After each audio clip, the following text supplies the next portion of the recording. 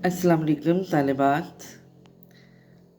कल हमने अल्लामा शिबली नुमानी का मज़मून मनाक़िब उमर बिन अब्दुल अज़ीज़ शुरू किया। आज हम उसको मुकम्मल करेंगे। याद दहानी के लिए थोड़ा सा आपको पिछला सबक याद करवाती चलूँ। उसमें उमर बिन अब्दुल अज़ीज़ के अदल व इंसाफ और इखलाक पर मबनी कारनामों का ज़िक्र हुआ है और बताया गया है कि किस तरह अदल व इंसाफ के तकाज़े पूरे करते हुए उमर बिन अब्दुल अज़ीज़ ने तोहफ़े में दी गई ज़मीनें लोगों से लेकर असल मालिकान को वापस लौटा दी और उनके ख़ानदान वालों को भी जो जागीरें मिली थी वो भी उन्होंने असल मालिकान को वापस लौटा दी और उन जागीरों के कागज़ात कैंची से काट कर फेंक दिए। और अब आगे है कि उमर बिन अब्दुल अज़ीज़ को तमाम ख़ानदान में इब्ने सुलेमान से बहुत मोहब्बत थी। वो अपनी जागीर की सनद लेकर आए कि मेरी ज़मीन आप क्यों छीनते हैं। फरमाया कि पहले ये ज़मीन किसके कब्ज़े में थी। बोले कि हुजाज के। फरमाया तो हुजाज की औलाद का हक़ है। हुजाज हिजाज, यमन, इराक़ के गवर्नर रहा है। तुम कौन होते हो? इब्ने सुलेमान ने कहा, असल में ये ज़मीन आम मुसलमान की थी। उमर बिन अब्दुल अज़ीज़ ने कहा, तो आम मुसलमान को मिलनी चाहिए। इब्ने सुलेमान रोने लगे। मुज़ाहम ने कहा, अमीरुल मोमिनीन, आप सुलेमान के साथ ये बर्ताव करते हैं। फरमाया, हाँ, मैं इब्ने सुलेमान को अपने बेटे के बराबर चाहता हूँ, लेकिन मैं ख़ुद अपने नफ्स के साथ यही बर्ताव करता हूँ। इसमें भी उन्होंने अदल व इंसाफ की एक उम्दा मिसाल बयान की है और बताया कि उमर बिन अब्दुल अज़ीज़ जो हैं वो ख़ानदान वालों में सबसे ज़्यादा इब्ने सुलेमान से मोहब्बत करते थे। जब इब्ने सुलेमान अपनी ज़मीनों के कागज़ात लेकर आया तो और रोते हुए पूछा कि ये मेरी ज़मीनें आप क्यों मुझसे ले रहे हैं। तो उमर बिन अब्दुल अज़ीज़ ने कहा कि पहले ये ज़मीन किसके पास थी। तो बोले कि हुजाज के पास थी। तो उन्होंने कहा हुजाज की औलाद का हक़ होना चाहिए। इब्ने सुलेमान ने फिर कहा, नहीं, ये तो असल आम मुसलमानों की थी। उमर बिन अब्दुल अज़ीज़ ने कहा कि आम मुसलमान को ये ज़मीन मिलनी चाहिए जिसका उस पर हक़ है। इब्ने सुलेमान रोने लगे।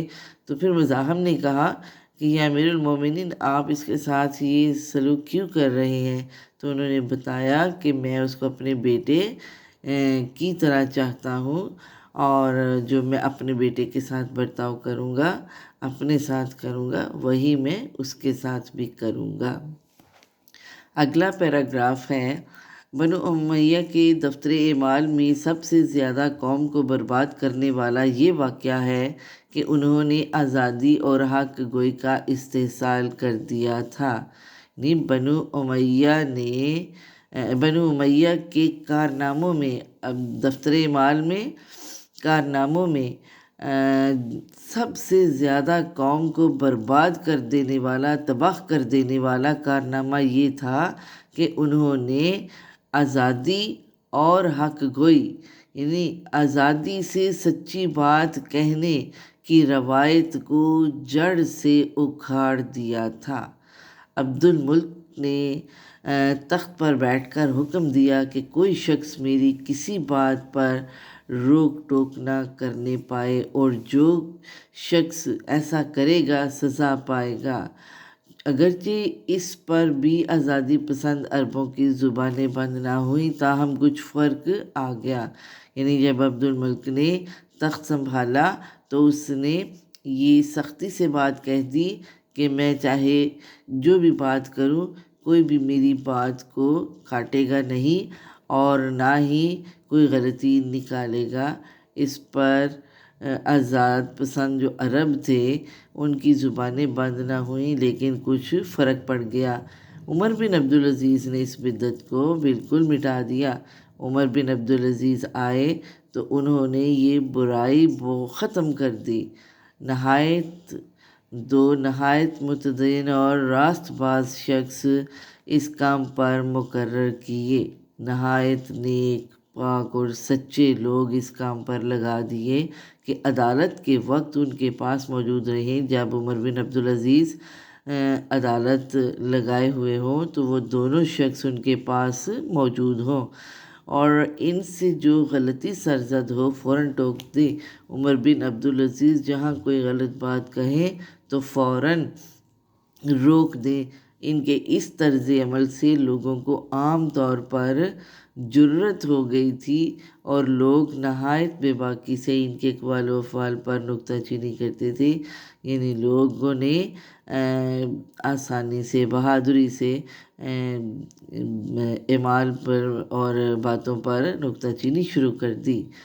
محدث ابن جوزی نے بسند یہ واقعہ نقل کیا ہے۔ ایک اور واقعے کو مثال کے طور پر پیش کیا جا رہا ہے کہ محدث ابن جوزی جو ہیں انہوں نے یہ ثبوت کے ساتھ واقعہ لکھا ہے کہ مسلمہ بن عبد الملک جو خاندان بنی امیہ کا دست و بازو تھا، اس نے ایک گرجا کے متولیوں کے مقابلے میں دعویٰ دائر کیا۔ فریق مقدمہ جو عیسائی تھا اجلاس میں حسب قاعدہ کھڑے تھے، لیکن چونکہ مسلمہ کو خاندانی زوم غرور تھا، اس لیے بیٹھ کر گفتگو کرتا تھا۔ عمر بن عبدالعزیز نے کہا تمہارے فریق مقدمہ کھڑا ہے، اس لیے تم بیٹھ نہیں سکتے، تم کو بھی اس کے برابر کھڑے ہونا پڑے گا، یا کسی اور کو مقرر کرو جو تمہاری طرف سے مقدمے کی پیروی کرے۔ مقدمے کا فیصلہ بھی مسلمہ کے خلاف کیا، یعنی زمین متنازع، جھگڑے والی زمین متنازع گرجا کے متولیوں کو دے دی۔ متولی ہوتا ہے دیکھ بھال کرنے والے، گرجا کی دیکھ بھال کرنے والے۔ اس میں انہوں نے ایک اور ایسی مثال پیش کی ہے جس میں عمر بن عبدالعزیز جو ہیں وہ مسلم اور غیر مسلموں میں برابر کا برتاؤ کرتے ہوئے نظر آ رہے ہیں، اور ابن جوزی نے یہ بات ثبوت کے ساتھ لکھی ہے کہ مسلمہ بن عبد الملک کو اپنے خاندان پر بڑا ناز تھا، اور پھر ایک گرجے کے جو متولی دیکھ بھال کرنے والے تھے ان کے پر یہ دعویٰ کر دیا، اور دونوں عدالت میں تھے، تو جو فریق مقدمہ تھا وہ عیسائی تھا اور وہ دستور کے مطابق عدالت میں کھڑا تھا، لیکن یہ اپنے خاندانی غرور کی وجہ سے بیٹھا ہوا باتیں کر رہا تھا۔ تو عمر بن عبدالعزیز نے کہا کہ تم بیٹھ نہیں سکتے جبکہ تمہارا جو شریک مقدمہ ہے وہ کھڑا ہے، تم خود کھڑے ہو جاؤ یا کسی اور کو اپنی جگہ کھڑا کرو تاکہ وہ مقدمے کی پیروی کرے۔ اس طرح عدل و انصاف کے تقاضے پورے کرتے ہوئے انہوں نے فیصلہ بھی مسلمہ کے خلاف کیا اور وہ جھگڑے والی زمین متولیوں کو دے دی۔ عمر بن عبدالعزیز اکثر عیسائیوں اور یہودیوں کے ہاں مہمان ہوتے تھے، لیکن ان کے کھانے کی قیمت دے دیا کرتے تھے۔ وفات کے وقت اپنے مقبرے کے لیے جو زمین پسند کی وہ ایک عیسائی کی تھی، اس کو بلا کر خریدنا چاہا۔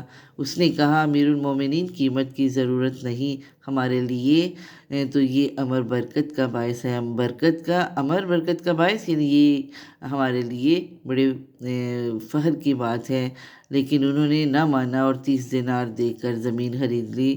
عمر بن عبدالعزیز عیسائیوں کے ہاں بھی جاتے اور یہودیوں کے ہاں بھی مہمان بن کر جاتے تھے، لیکن جو وہ کھلاتے وہ اس کی قیمت دے کر آتے، اور انہوں نے اپنے مقبرے کے لیے جو زمین خریدی تھی اس کو بھی پیسے دے کر خریدا۔